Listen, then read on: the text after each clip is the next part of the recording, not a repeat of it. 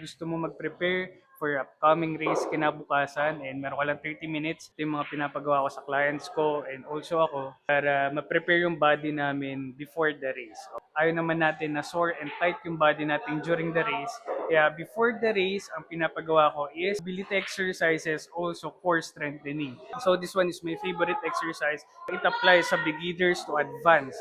Again, box your hips, box your shoulders, stay upright. So yung VMO mo is go all the way down to the ground, stay upright, move, stomp pa rin yung heels sa floor, shift po rin sa other side, stay upright. If papapiliin lang ako ng isang mobility exercise na ipapagawa ko sa athletes before the game or before the workout, ito yung ibibigay ko sa kanila. So this one is called World Greatest Stretch. So ganito ko siya pinapagawa.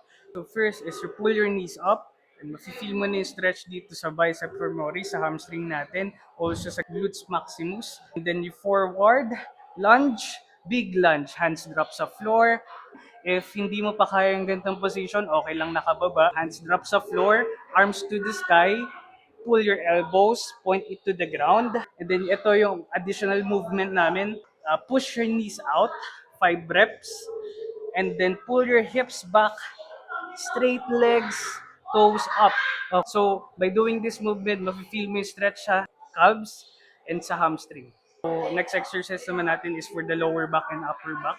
Okay, so pinapagawa natin sa athletes natin is hands sa side ng body, sa side ng chest, and then push your body up, straight arms, shoulders down, and then pull your hips up, stretch, stretch. Yun nyo lang siya for 10 reps, and you're ready for the next exercise.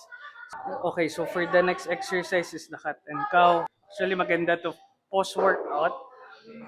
Pero sinasama natin siya since active recovery tayo ngayon. So for our core, tatlong exercise lang yung pinapagawa ko. First exercise is around the worlds. Arms, brace your core. Iikot nyo lang yung kettlebell around your body. Okay, slowly rotate.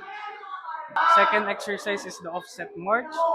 Okay, so ang gagawin natin is straight arms, hold the kettlebell offset, and then lift your knees up, toes up, dorsiflex all the way, and up. So for our last workout, this is a side bends.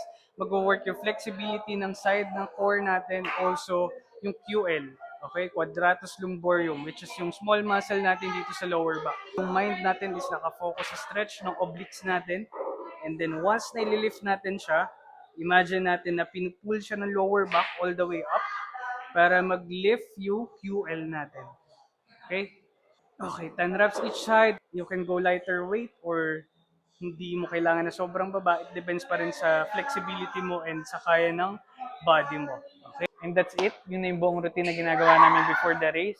And I hope na makatulong siya sa inyo. It works sa mga clients ko, sa teammates ko, and also sa akin na ma-prevent namin yung injury. So good luck sa upcoming race mo and see you on the road.